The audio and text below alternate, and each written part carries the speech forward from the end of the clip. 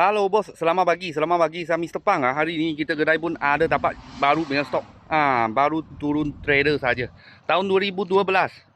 Volkswagen Beetle 1.2 auto. Ini turbo punya lah. Sebab saya pilih tengok ini cat cantik. Ini cat cantik. Tak perlu buat lah. Okey. Harga jual 32,800. Boleh tengok tepi langsung kemek pun ada. Kereta ni. Banyak cantik. Okey. Ini tahun 2012. Mileage pun okey juga. Mileage 100 lebih sikit. Dalam pun okey. Aircon ada sejuk, tadi saya ada start kereta ni lah.